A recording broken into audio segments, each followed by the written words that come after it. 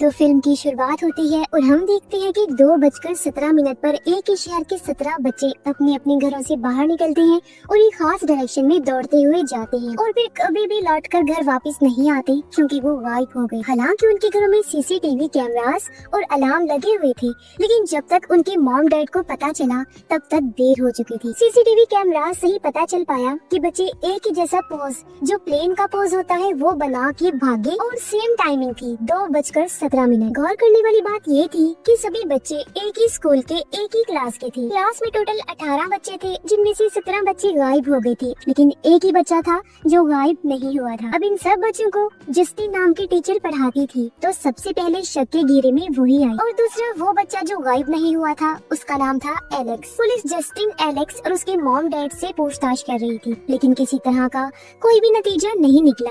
Investigation को 1 महीना बीत चुका था, लेकिन बच्चों का कुछ भी अता पता नहीं चलता। आगे बढ़ने से पहले मैं आपको बताती चलूं कि अब कहानी हर कैरेक्टर के नजरिए से दिखाई जाएगी, यानी सब लोगों के अलग अलग कहानी हम देखेंगे। सबसे पहले स्कूल टीचर जस्टिन की कहानी हम देखते हैं। जब वो रोज की तरह स्कूल गई तो वो देखकर हैरान रह जाती है कि क्लास में सिर्फ एक ही बच्चा एलेक्स था, बाकी 17 बच्चे नहीं थे। फिर जल्दी उसे पता चल गया कि वो सारे बच्चे गायब हो गए हैं। जस्टिन पर शक होने की वजह से उसे पेरेंट्स के गुस्से और इन्वेस्टिगेशन का सामना करना पड़ता है, लेकिन जस्टिन को बेकसूर पाया गया। मगर फिर भी सब पेरेंट्स उसी को जिम्मेदार समझ रही थी। उनका कहना था कि जस्टिन एक विच, चुड़ैल है जो बच्चों पर काला जादू करके उन्हें गायब कर देती है। इन सब इल्जामात की वजह से जस्टिन बहुत डिस्टर्ब रहने लगी, इसीलिए उसने शराब पीना शुरू कर दिया था। जब तक इन्वेस्टिगेशन चल रही थी, स्कूल को भी बंद कर दिया गया, लेकिन फिर 1 महीने के बाद स्कूल को रीओपन किया गया नए बच्चों के। लेकिन इससे पहले एक बड़ी पेरेंट्स मीटिंग बुलाई जाती है, जिसमें सभी विक्टिम पेरेंट्स भी आए हुए थे, यानी शिकार हुए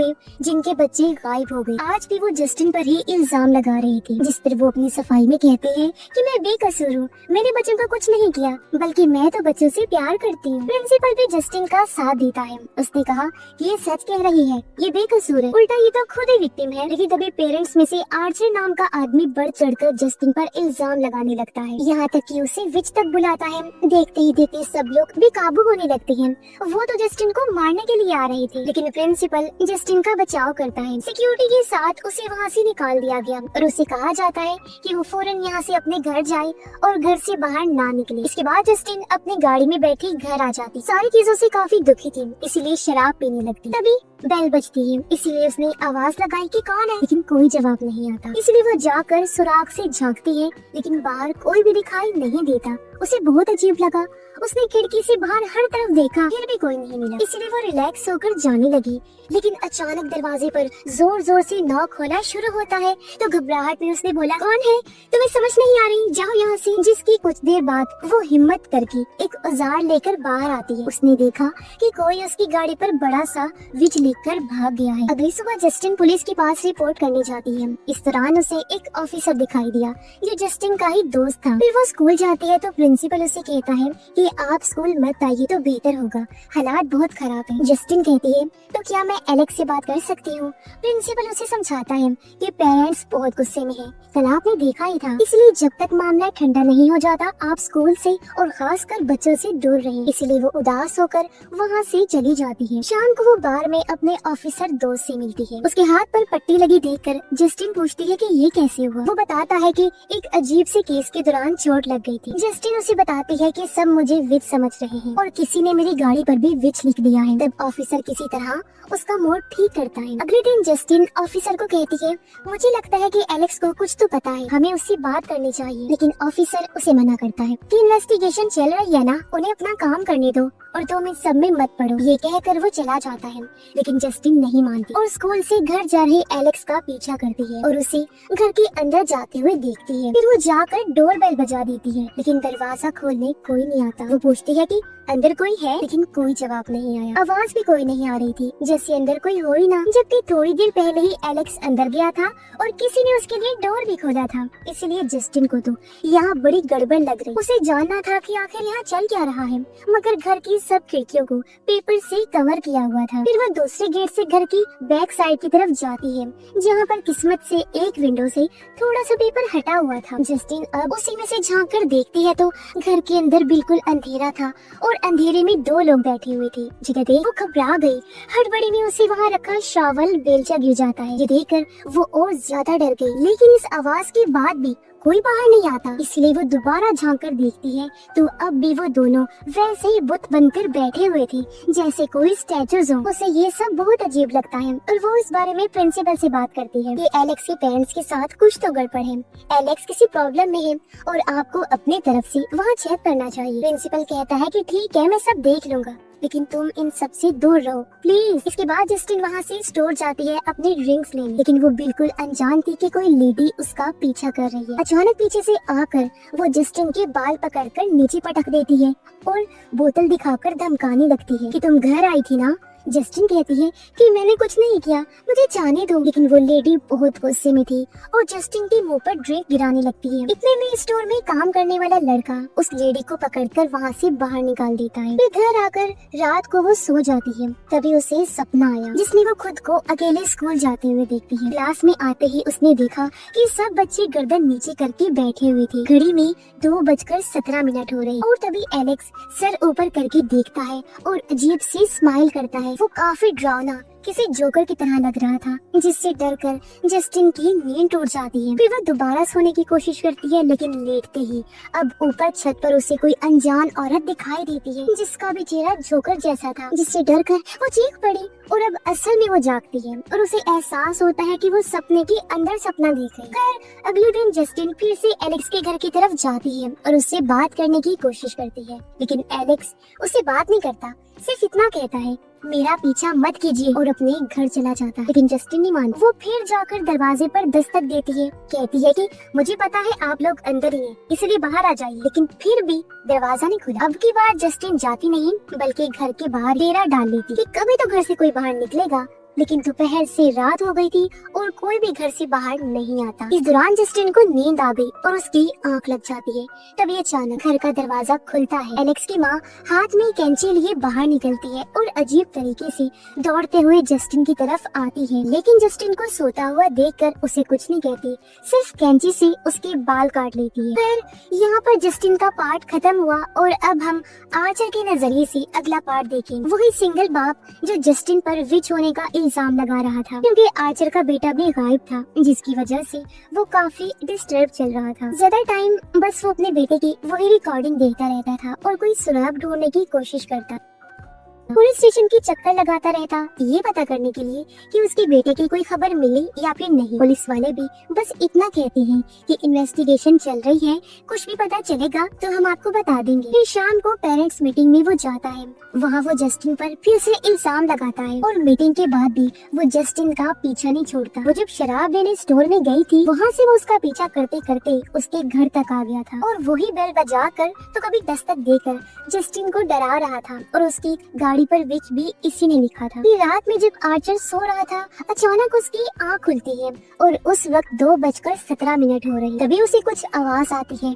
आर्चर को लगता है कि उसका बेटा है। वो घर में हर तरफ देखने लगता है, लेकिन कोई दिखाई नहीं देता। तब अचानक दरवाजा खुल गया और वो भागकर बाहर देखने जाता है तो दूर उसे उसका बेटा दिखाई देता है, जो उसे प्लेन वाले पोज में भागता हुआ एक घर में चला जाता है। आर्चर भी घर के अंदर चला गया और हर जगह बेटे को ढूंढने लगता है। इसी दौरान वो ऊपर वाले कमरे में चेक करने गया, जहाँ उसे बेड पर कोई लेटा हुआ दिखाई दिया, जो उसका बेटा ही था। आर्चर उससे पूछता है, बेटा तुम कहाँ चले गए थे? लेकिन वो कोई जवाब नहीं देता, जिससे आर्चर रोने लगा और कहता है, बेटा मुझे माफ कर दो, मैं तुम्हारे पास नहीं था, तुम्हारे लिए कुछ नहीं कर पाया, मैंने तुम्हें बहुत याद किया, तुमसे बहुत प्यार करता हूँ मेरी जान। तभी उसके बेटे के चेहरे पर लाइट पड़ी, जिसमें उसके बेटे की जगह वही अजीब सा जोकर था, जिससे डरकर आर्चर की आँख खुल जाती है। उसे भी जस्टिन की तरह एक डरावना सपना आया था, लेकिन इस सपने से उसे कुछ तो क्लू मिल गया था। अब वो बाहर जाकर वहाँ के टावर को देखता है। उसे याद आया कि सपने में मेरा बेटा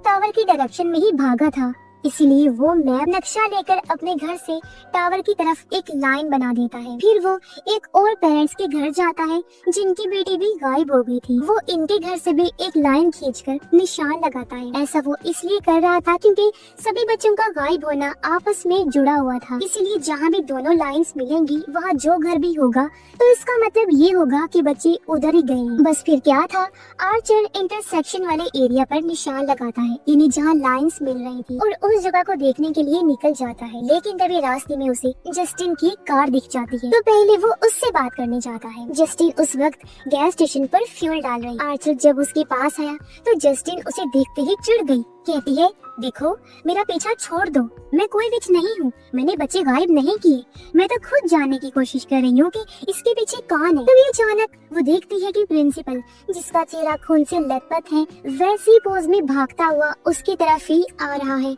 और देखते ही देखते वो उस पर हमला कर देता है और उसका गला दबाने लगता है। तभी आर्चर उसे बचाने आया और प्रिंसिपल से लड़ता है, लेकिन प्रिंसिपल बहुत ही गुस्से में था। उसकी आंखें जैसे बाहर आ रही थी और वो आर्चर पर भारी पड़ता है और उसका भी गला दबाने लगता है। और यहीं पर ये सेगमेंट खत्म हुआ। अगला सेगमेंट हम ऑफिसर के नजरिए से देखेंगे। वो अपनी गाड़ी में बैठकर अपने काम पर निकल जाता है। इस दौरान उसकी नजर एक लड़के पर पड़ती है जो किसी के घर में झांक रहा था। वो लड़का ऑफिसर को देखते ही भागने लगा, लेकिन किसी तरह पकड़ा जाता है। ऑफिसर उससे पूछता है, तुम्हारे पास कोई हथियार या ड्रग्स वगैरह तो नहीं है? लड़का कहता है, नहीं सर। लेकिन जब ऑफिसर उसकी तलाशी लेने लगता है तब उसकी उंगली में इंजेक्शन की सुई घुस जाती है। मतलब साफ था कि वो झूठ बोल रहा था और पता चलता है कि ये लड़का ड्रग डीलर है और नशे वाला इंजेक्शन अपनी जेब में लेकर घूम रहा है। ऑफिसर को उस पर बहुत गुस्सा आता है और उसे जोर का मुक्का मारता है और फौरन जाकर उसने अपनी उंगली पर दवाई लगाई। कुछ देर बाद उसने ड्रग डीलर को जगाया और कहा, देखो मैं तुम्हें जाने दे रहा हूँ, लेकिन किसी को बताना मत और अब ये शहर छोड़कर यहाँ से भाग जाओ। आज के बाद यहाँ दिखाई मत देना और अगर मुझे तुम दोबारा दिखाई दिए तो फिर तुम्हारी खैर नहीं। ये समझाकर उसने डीलर को जाने दिया। और अब हमें पता चलता है कि जो पट्टी उसकी उंगली पर देखकर जस्टिन ने पूछा था तो वो यही चोट थी जिस केस को वो अजीब कह रहा है। इसके बाद वो जस्टिन से मिलने गया, फिर अपने घर आ जाता है। लेकिन अब हमें एक और हैरानकुन बात पता चलती है कि ऑफिसर शादीशुदा है और उसकी वाइफ वही लेडी है जिसने स्टोर में जस्टिन पर अटैक किया था। उसकी वाइफ को उन पर शक हो गया था, इसीलिए उसने ऐसा किया था और पूछा भी था कि तुम घर आई थी। फिर ऑफिसर पुलिस स्टेशन जाता है। वो बाहर ही घूम रहा था कि तभी सामने उसे ड्रग डीलर भी नजर आया। उसे देखते ही ऑफिसर को गुस्सा आ गया। वो चिल्लाकर कहता है, ओए मैंने तुमसे क्या कहा था? उसे देखते ही वो फौरन भाग गया। तब ऑफिसर भी अपनी गाड़ी से उसका पीछा करने लगता है, यानी अब की बार ये उसे नहीं छोड़ेगा। और इसी के साथ ऑफिसर का सेगमेंट भी पूरा हो जाता है। अगला सेगमेंट ड्रग डीलर का है। हम जानते हैं कि वो ड्रग्स लेने के साथ साथ चोरी वगैरह भी करता है। उसका कोई पक्का ठिकाना नहीं है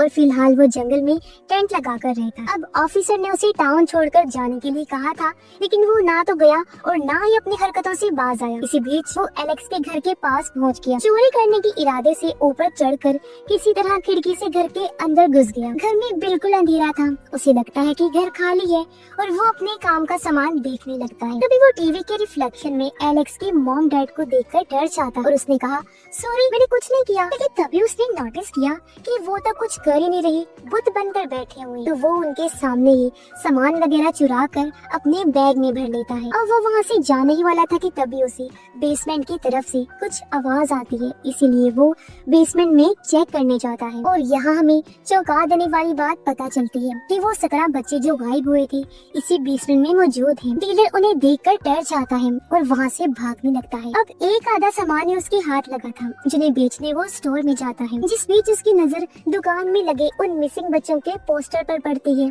जिनके ऊपर इनाम भी रखा हुआ था। ये देखते ही उसकी आंखों में चमक आ जाती है क्योंकि उसे तो पता चल गया था कि बच्चे कहाँ हैं। अब वही बताने और इनाम पाने के लिए वो पुलिस स्टेशन जा रहा था, लेकिन बाहर ही उसे ऑफिसर देख लेता है, इसलिए डीलर को वहाँ से भागना पड़ता है। लेकिन वो उसे बचकर जंगल तक पहुँच जाता है, मगर यहाँ उसे डरावनी सी हंसी सुनाई दी। वो इधर उधर देखता है तो दूर वही जोकर जैसा इंसान खड़ा था जो उसकी तरफ इशारा करता है। उसे देखकर ड्रग डीलर डर गया और भागकर अपने टेंट में घुस जाता है।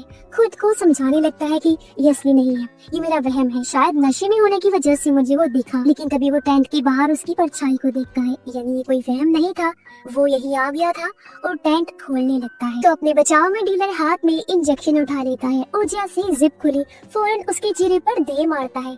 पता चला कि ये तो ऑफिसर है। इस बार उसे और ज्यादा गुस्सा आया। ऑफिसर उसे जान से मारने ही वाला था, लेकिन डीलर कहता है, मुझे पता है कि वो बच्चे कहाँ हैं, उस घर की बेसमेंट में है। तब ऑफिसर रुक जाता है और कहता है, ठीक है मुझे लेकर चलो, दिखाओ मुझे। फिर ऑफिसर उसे हथकड़ी लगाकर कार में डाल देता है और डीलर गाइड करके उसे उस घर तक ले आता। डीलर कार में ही रहा और ऑफिसर जाकर बेल बजाता है। कोई आकर उसके लिए दरवाजा खोलता भी है और उसे अंदर कर लेता है। दूर से डीलर ये सब देख रहा था। फिर वो घंटों उसका वेट करता है लेकिन ऑफिसर वापस नहीं आता। रात भी हो जाती है और अब डीलर तंग आ गया था और तभी अचानक दरवाजा खुलता है। ऑफिसर बाहर निकल आया लेकिन अब वो पहले की तरह नहीं लग रहा था, किसी पागल की तरह लग रहा था, कंट्रोल से बाहर, फुल गुस्से में। वो सीधा कार की तरफ बढ़ता है और ड्रग डीलर को कार से निकालकर उसे घसीटता हुआ घर की तरफ ले जाता है। और यहीं पर ये सेगमेंट भी खत्म हो गया। अगला सेगमेंट प्रिंसिपल का है। उसकी कहानी में हम देखेंगे कि वो अचानक वैसा कैसे बन गया। तो असल में जस्टिन ने जब बताया था कि एलेक्स के मॉम डैड के साथ कुछ गड़बड़ है, तो प्रिंसिपल ने एलेक्स को बोलकर उसके मॉम डैड को मिलने के लिए आने को कहा था। लेकिन उनकी बजाय एक औरत वहाँ पर आती है जो अपना नाम ग्लैडिस बताती है और उसका कहना था कि मैं एलेक्स की आंट हूँ। अब इसका चेहरा गौर करें तो वही है जिसने जस्टिन और आर्चर को सपने में डराया था और जंगल में ड्रग डीलर को, जिससे हमें इतना तो समझ आ जाता है कि ये सारी गड़बड़ ये औरत ही कर रही है। खैर वो बताती है कि एलेक्स की मॉम डैड की तबीयत ठीक नहीं है, इसलिए वो लोग अभी मिलने नहीं आ सकते, तो एलेक्स के गार्डियन होने की वजह से मैं आई हूँ। लेकिन प्रिंसिपल कहते हैं कि मुझे तो एलेक्स के पेरेंट्स से ही पर्सनली बात करनी है, गार्डियन नहीं चलेगी, इसलिए वो वहाँ से चली जाती। इसके बाद प्रिंसिपल घर आ गया और अपने दोस्त के साथ बैठकर टीवी देखने लगता है। तभी डोर बेल बजती है। वो लोग जाके दरवाजा खोलते हैं तो ये एक लेडीज ही थी जो पानी मांगने के बहाने से घर में घुस जाती है। और यहाँ पर ये सच पता चलता है कि ग्लैडिस असल में एक विच है जो काले जादू में बहुत माहिर है। उन्हें अपनी बातों में उलझाकर वो अपने बैग से अजीब सी कांटेदार टहनी निकालती है, उससे अपने हाथ पर कट लगाकर उन पर खून लगाती है। इससे पहले कि ये लोग कुछ समझ पाते वो कैंची निकाल प्रिंसिपल के दोस्त के बाल काट देती है। फिर एक घंटे निकाल कर बजाती है, जिसे सुनकर प्रिंसिपल उसके कंट्रोल में आ जाता है। फिर वो प्रिंसिपल के दोस्त के बाल इस टहनी पर लपेटकर तोड़ देती है और ऐसा करते ही प्रिंसिपल एकदम से अपने दोस्त पर अटैक कर देता है, उसे पकड़कर नीचे गिरा देता है। फिर उसके मुंह पर काले रंग की उल्टी करता है, फिर अपने सर से उसके चेहरे पर बार बार मारता है, जिससे उसका पूरा चेहरा फटकर कुचला गया और दर्दनाक उसकी मौत हो जाती है। इसके बाद ग्लैडिस अपने बैग से जस्टिन के बाल निकालती जो उसने एलेक्स की मोम से कटवाए थे जब जस्टिन अपनी गाड़ी में सो रही, और उसके बालों के साथ भी यही किया, टहनी पर लपेटकर टहनी को तोड़ देती है और उस पर भी काला जादू करती है। इसके बाद प्रिंसिपल भागकर जस्टिन को मारने जाता है जो गैस स्टेशन पर खड़ी आर्चर से बात कर रही थी, जहां आर्चर ने उसे बचाने की कोशिश तो की लेकिन प्रिंसिपल उसका ही गला दबाने लगता है। तब जस्टिन अपनी जान बचाकर स्टोर में भाग जाती है और कुछ देर बाद प्रिंसिपल आर्चर को छोड़कर जस्टिन की तरफ आने लगता है। वो स्टोर में घुस गया और जस्टिन का पीछा करने लगता है। ये देख वो दहशत में आकर इधर उधर भागने लगती है, लेकिन एक पॉइंट पर उसे भागने के लिए कोई रास्ता नहीं मिल रहा था। वो घबरा गई। खतरनाक तरीके से वो भागता हुआ उस तरफ आ रहा था, जो देखकर जस्टिन को लगा कि अब तो मैं गई, लेकिन तभी आर्चर बीच में आकर उसे रोक देता है। इस दौरान दोनों जख्मी हो जाते हैं। मौके का फायदा उठाकर जस्टिन सामने से भागने लगती है, लेकिन प्रिंसिपल जिसकी आंखों में खून उतर आया था फिर से जस्टिन के पीछे भागने लगता है। जस्टिन स्टोर से निकलकर भागती है और अपनी कार में बैठ जाती है, लेकिन प्रिंसिपल भी कार के पास आ गया था, विंडो को पीटने लगता है। फिर वो मुक्का मार कर कांच ही तोड़ देता है और जस्टिन को पकड़ने लगा, लेकिन पहले ही कार स्टार्ट हो गई थी। मगर प्रिंसिपल पे भी ऐसा काला जादू किया गया था कि वो अपने टारगेट को मार कर ही दम लेता था, इसीलिए वो मिसाइल की तरह पीछे पड़ जाता है और इसी वजह से इस मूवी का नाम वेपन्स है। इसी बीच आर्चर भी स्टोर से बाहर आ गया था और सारा कुछ वो देख रहा था, इसीलिए वो भी अपनी कार लेकर प्रिंसिपल के पीछे जाता है। और तभी एक दूसरी कार आकर प्रिंसिपल को उड़ा देती है, जिससे वहीं उसकी मौत हो गई। फिर इन सब के बाद आर्चर जस्टिन से सॉरी बोलता है, क्योंकि वो समझ गया था कि इसमें उसकी कोई गलती नहीं है, बल्कि सच में वो तो खुद विक्टिम है। जस्टिन उसे माफ करके कहती है कि मैंने अपनी लाइफ में आज तक ऐसा कुछ नहीं देखा, आखिर उसके साथ हुआ क्या था। कुछ दिन पहले मैं जब उससे मिली थी तब तो वो बिल्कुल ठीक लग रहा था। आर्चर कहता है मैंने भी ऐसा कभी कुछ नहीं देखा, लेकिन जैसे वो भाग रहा था वो मैंने गौर किया, वो बच्चे भी इसी पोज में भाग रहे। फिर वो मैप खोलकर उसे वही इंटरसेक्शन वाला एरिया दिखाता है।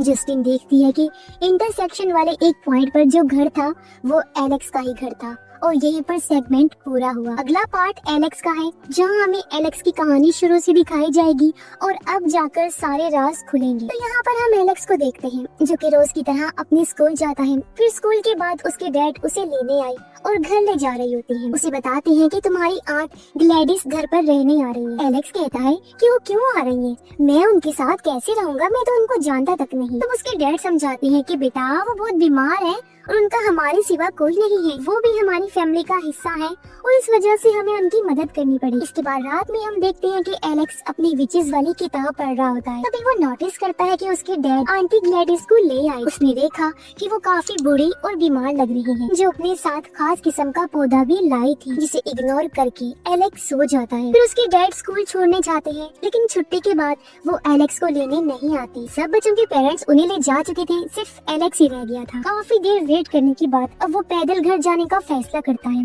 वो सोच रहा था कि आखिर डैड मुझे लेने क्यों नहीं आए, वो कहाँ बिजी होंगे। लेकिन जब वो घर पहुंचा तो देखता है कि उसके डैड तो घर पर ही थे, लेकिन वो नॉर्मल तो नहीं लग रहे थे। वो किसी पपेट की तरह बैठे थे और रोबोट की तरह बातें कर रहे थे, जैसे वो किसी की कठपुतली हो और कोई उनसे ये सब बुला रहा हो। सेम हाल उसकी माँ का भी था। एलेक्स सोचकर परेशान हो रहा था कि मेरे मॉम डैड के साथ ये क्या हो गया। तभी वहाँ पर ग्लैडिस आ गई, जो पहले से काफी बेहतर लग रही थी। अब एलेक्स विचेस वगैरह की कहानियाँ तो पढ़ता रहता था, इसीलिए उसे समझ लग जाती है कि ये कोई विच है और इसने मेरे मॉम डैड को कुछ कर दिया है। एलेक्स उन्हें होश में लाने के लिए उनके फेस पर पानी मारता है, लेकिन इसका कोई असर नहीं होता। तब ग्लैडिस कहती है कि ये अब तुम्हारी नहीं सुनेंगे, सिर्फ मेरी सुनेंगे। फिर वो उसे एक डेमो भी दिखाती है। वो एक कांटेदार टहनी लेकर उस पर दोनों के बाल लपेट देती है। ऐसा करने के बाद टहनी को उसने तोड़ दिया, जिसकी फौरन बाद वो दोनों टेबल पर रखा फॉक उठाकर अपने चेहरों में घोंपने लगते हैं। ये देखकर एलेक्स घबरा जाता है, ये सब बंद करने के लिए कहता है। तब ग्लैडिस वो टूटी टहनी सामने रखी पानी वाली बाउल में डाल देती है, जिससे ये सब रुक जाता है। फिर वो एलेक्स से कहती है कि अगर तुम चाहते हो कि तुम्हारे मॉम डैड जिंदा रहें, तो बाहर किसी को कुछ मत बताना और जैसा मैं कहती हूँ वैसे ही करना। इस तरह वो एलेक्स को डरा धमका कर उसे अपने पपेट की तरह यूज करने लगती। वो उसके कहने पर सब कर रहा था और रोज ग्लैडिस को उस पौधे के सामने जादू करते हुए देखता है, जिससे वो धीरे धीरे ठीक होती जा रही थी, यानी हेल्दी और जवान। लेकिन कुछ टाइम बाद वो फिर से बुरी और कमजोर होने लगती है। तो वो एलेक्स को कहती है कि अगर तुम मेरा एक काम कर दो तो मैं तुम्हारे मॉम डैड को ठीक कर दूंगी और यहाँ से भी चले जाऊंगी। वो काम था कि एलेक्स को अपने सारे क्लासमेट्स की कोई ना कोई चीज लेकर आनी थी, जिससे वो उन पर भी जादू करके अपना कंट्रोल कर सकती थी। अब मासूम एलेक्स को खतरे का कोई अंदाजा नहीं था, वो इसके लिए भी मान जाता है। फिर स्कूल जाकर वो सोचता है कि इनका कौन सा सामान चुराना चाहिए, पेंसिल, रेजर, शार्पनर या फिर कोई और चीज। लेकिन ये काम रिस्की था। तब उसकी नजर सब बच्चों के नेम स्टिकर्स पर पड़ती है, तो वो सोचता है कि इन्हें ही निकाल कर ले जाता। फिर गेम पीरियड में जब सारे बच्चे बाहर खेल रहे थे, तो वो क्लास में जाकर सब स्टिकर्स उतार कर बैग में डाल देता है। फिर घर जाकर वो सब स्टिकर्स ग्लैडिस को दे देता है, जिसे यूज करके वो 2:17 पर अपना काला जादू करती है। इस तरह सारे बच्चे उसके कंट्रोल में आ जाते हैं और उस पोज में घरों से भागकर ग्लैडिस के पास आ गए थे। इस तरह वो सब बच्चों को किडनैप करके बेसमेंट में बंद कर देती है। फिर अगले दिन एलेक्स अकेला ही स्कूल जाता है और धीरे धीरे बात फैल जाती है कि एक ही क्लास के 17 बच्चे गायब हो गए हैं। और जब पूछताछ हुई तो ग्लैडिस अपने हिसाब से इस मामले को संभाल लेती है। इस तरह उसने इस घर में 17 बच्चे और एक कपल को अंधेरे में बंद करके रखा हुआ। सबको खाना खिलाने का काम उसने एलेक्स को ही दे रखा था। एलेक्स सबके साथ अंधेरे में ही रहता था, टाइम पर खाना खिलाकर स्कूल चला जाता। डर की वजह से किसी को कुछ नहीं बताता। बेचारा अकेला बच्चा इतना भयानक राज दिल में दबाए हुए था, सब अकेले ही सह रहा था। तो ये थी एलेक्स की कहानी। और अब चलते हैं फिल्म के लास्ट सेगमेंट में, जहाँ ये कहानी एंड होगी और हम मजीद चीजों को समझेंगे। यहाँ प्रेजेंट टाइम में एलेक्स जब स्कूल से वापस आया तो घर के बाहर पुलिस की गाड़ी को खड़ा हुआ पाता है। घर के अंदर उसने ऑफिसर और ड्रग डीलर को देखा, जो भी ग्लैडिस के वश में आकर पुतले बन के खड़े हुए। तब ग्लैडिस आकर एलेक्स से कहती है कि अपना सामान पैक करो, हम यहाँ से निकल रहे हैं, और अपना जादू करने चली जाती है।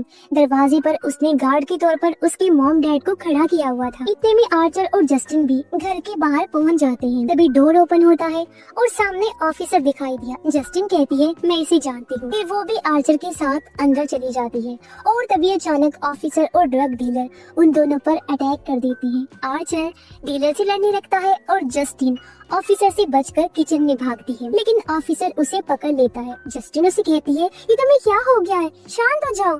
लेकिन वो उसकी नहीं सुनता। तभी जस्टिन के हाथ में आलू छीलने वाला कटर लग जाता है, जिसे वो ऑफिसर का चेहरा छील देती है ताकि दर्द से वो उसे छोड़ दे। लेकिन वो ये देखकर हैरान हो जाती है कि ऑफिसर पर इसका कोई असर नहीं हुआ, जैसे उसे दर्द महसूस ही नहीं हो रहा। उसके सर पर खून सवार था, उसकी भी आंखें बाहर आ रही थी। जोर से वो जस्टिन का गला दबा रहा होता है। अपने बचाव में जस्टिन उसकी गर्दन में शूट कर देती है, लेकिन फिर भी वो नहीं मरता। तब वो उसके सर में गोली मारती है, जिससे अब जाकर वो मारा जाता है। फिर वो आर्चर के पास जाती है, जहाँ ड्रग डीलर उसे भी पकड़कर गला दबा रहा था। तब जस्टिन उसे भी शूट करके खत्म कर देती है। आर्चर बेसमेंट में चला जाता है, जहाँ वो बच्चों में से अपने बेटे को ढूंढने लगा। उसे वहाँ अपना बच्चा तो नहीं मिला, लेकिन ग्लैडिस मिल जाती है, जो उसका लॉकेट छीनकर जादू करती है और उसे भी अपने वश में कर लेती है। इसीलिए वो ऊपर जाकर जस्टिन को पकड़ लेता है। लेकिन तभी कहानी में ट्विस्ट आता है। एलेक्स भागते भागते ग्लैडिस के रूम तक पहुँच गया। यहाँ पर उसकी काले जादू वाली टहनी और विग पड़ी। अब जो चीज एलेक्स ने ग्लैडिस से सीखी थी वो करता है। वो टहनी पर ग्लैडिस की बाल लपेट कर टहनी को तोड़ देता है। अब इससे होता ये है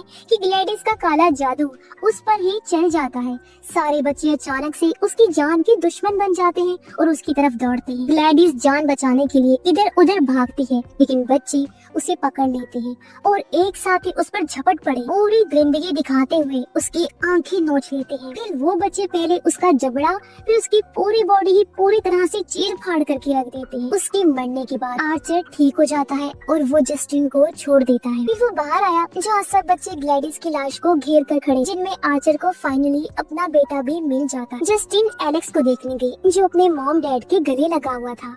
लेकिन इन सब के बाद भी कोई पहले की तरह नॉर्मल नहीं हो पाता। वो सब इसी लाइफ स्टेट में रहते हैं। ऐसे ही इस हादसे को 2 साल गुजर गए, जहाँ कुछ बच्चे तो ठीक हो रहे थे, लेकिन बाकी सब वैसे ही रहते हैं। अब ऐसा क्यों हुआ था कि वो बच्चे और आर्चर ठीक हो गए थे, बाकी नहीं?